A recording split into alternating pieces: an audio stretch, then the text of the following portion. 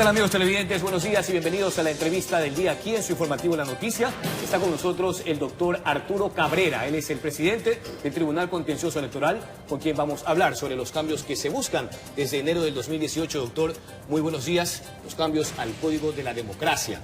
Este código fue aprobado en el año 2009, pero tan solo 4 años después se efectuaron varias modificaciones a nivel de las jurisdicciones, creación de circunscripciones, distritos, y ayer usted y también la presidenta del CNE, Diana Atamaint, presentaron observaciones a fin de que dentro de ese debate legislativo se incluyan algunos aspectos. Por ejemplo, usted ayer cuestionaba el exceso de candidaturas producto de un sinnúmero de agrupaciones políticas, 287 agrupaciones políticas para elegir autoridades en el país. 85.000 candidaturas. ¿Usted considera que aquello es un exceso, doctor? Buen día. Buenos días con toda la ciudadanía y con la teleaudiencia. Los procesos electorales no pueden verse reflejados con el análisis tan solo del día de las elecciones.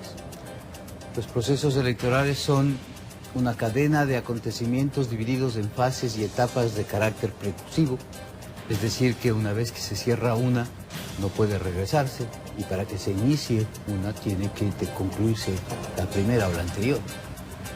Y eso acarrea un sinnúmero de dificultades cuando las previsiones en la elaboración de los planes operativos no reflejan un calendario electoral que contenga los tiempos suficientes para las resoluciones de los temas administrativos que le corresponden al Consejo Nacional Electoral, o también de los temas de la jurisdicción contencioso electoral que le corresponden al tribunal que yo presido.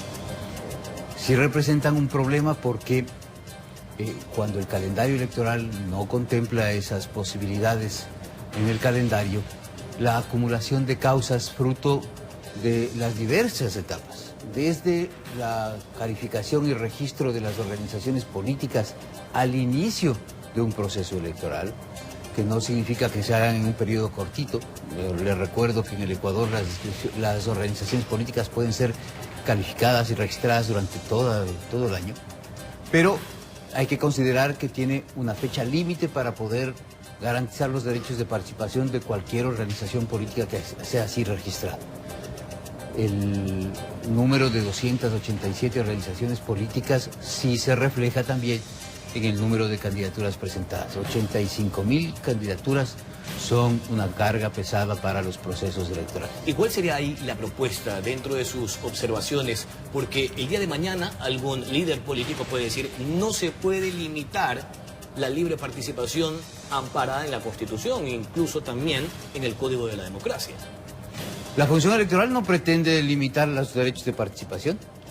La Convención Americana de los Derechos Humanos sí establece que si bien los derechos de participación tienen que reflejar la libertad de la misma, tampoco es que están ausentes de normas de control. La función electoral, ni el Consejo Electoral, ni el Tribunal Contencioso Electoral se van a pronunciar sobre la conveniencia o no de la existencia de organizaciones políticas. Son los partidos políticos y los movimientos quienes tienen que asumir la responsabilidad que les corresponde en los procesos electorales. Responsabilidades que van desde el hecho de respetar de manera irrestricta los derechos de participación de sus propios afiliados, militantes y adherentes permanentes en los procesos de democracia interna que definen las candidaturas. Y esos procesos tienen que hacerse con el tiempo suficiente, con las garantías de participación. Hay una figura que muchas veces, estando presente en los regímenes internos de las organizaciones, no funciona, que es el defensor del afiliado, y los derechos de participación de las organizaciones políticas les corresponden a ellas. La reforma electoral no solo requiere que la ciudadanía esté consciente de que se requiere un cambio para mejorar los sistemas de participación y de representación, no solo requiere que las autoridades del gobierno central y de los gobiernos seccionales generen el mejor ambiente de paz, de tranquilidad para el desarrollo de los procesos electorales. No se requiere tan solo que la función electoral, el Consejo, que es el órgano de control administrativo, y el Tribunal, que es el órgano de administración de justicia, estemos claros en cuáles son los papeles que tenemos que desempeñar y cumplir nuestras funciones a cabalidad. No se requiere tan solo que las organizaciones políticas asuman su papel, su responsabilidad, yo quiero insistir en eso, sino que se requiere que un proceso de reformas tenga como base la ausencia de una luz guía en función de nombres, de colores, de banderas, de números e inclusive de fechas.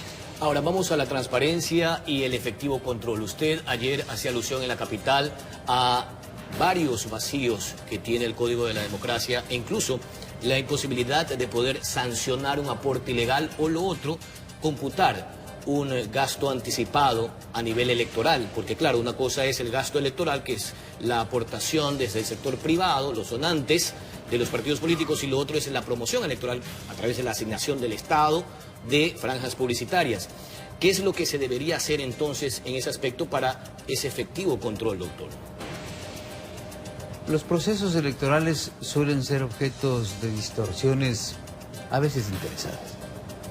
El Código de la Democracia desafortunadamente tiene varios vacíos, tiene normas en blanco, tiene normas contradictorias y la mayor deficiencia del Código de la Democracia es que carece de un título de procedimiento.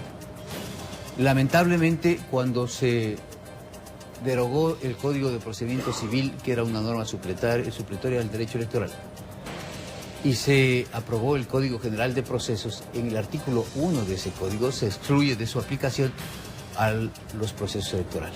Eso genera un grave problema, porque al no tener procedimientos establecidos con jerarquía de ley, la función electoral y específicamente el Tribunal Contencioso Electoral se ha visto obligado a funcionar en virtud de normas de menor jerarquía normativa. Tenemos un reglamento de procesos, teníamos un reglamento de recusaciones, pero esas normas que no se han actualizado y que queremos corregir esas deficiencias deben someterse a un proceso para elevarlas a la categoría de ley. Las reglas del juego en los procesos electorales son muy importantes, son indispensables y la Administración de Justicia requiere, para garantizar el cumplimiento de sus funciones y de su visión, que es una sola, que es garantizar los derechos de participación que se expresan a través del voto. El Tribunal Contencioso Electoral es un grupo de personas profesionales absolutamente entregados, tenemos un equipo de trabajo fantástico, muy dedicados. El trabajo electoral no es para todas las personas, requiere periodos de gestión muy largos, entre 16 y 18 horas diarias, y los equipos están capacitados para hacerlo, pero no necesitamos tener trabas en el camino, y una de esas trabas es la ausencia de una normativa de procedimiento. Ayer Diana Atamant hablaba de voluntad política. La norma constitucional, lo propio el Código de la Democracia, señalan un término, un plazo, que no se pueden hacer cambios ni modificaciones en materia electoral, sino un año antes del proceso electoral. ¿Usted cree que hasta diciembre se logre el objetivo, toda vez que desde enero del año pasado siguen debatiendo en la Asamblea aquello? En la Asamblea Nacional ya se aprobó un primer debate sobre el proyecto de reformas que tiene algún tiempo. Nosotros tenemos la esperanza de que el trabajo presentado por la función electoral, que se ha dado en los términos en que asumimos los compromisos. Una vez terminado el proceso electoral 2019, que es a donde teníamos que apuntar todas nuestras energías, tanto el Consejo Nacional Electoral en su cuerpo colegiado, los 5 consejeros, como los 5 jueces del Tribunal Contencioso Electoral, asumimos la responsabilidad de preparar los proyectos de reformas y observaciones a lo que ya estaba trabajado en la Asamblea Nacional, y lo hemos cumplido tal como lo dijimos. El 31 de julio lo íbamos a tener listo, el día 29 de julio el Tribunal Contencioso Electoral, mediante sesión del Pleno, aprobó el texto final de la propuesta presentada ayer a la Asamblea Nacional. ¿Qué implica eso?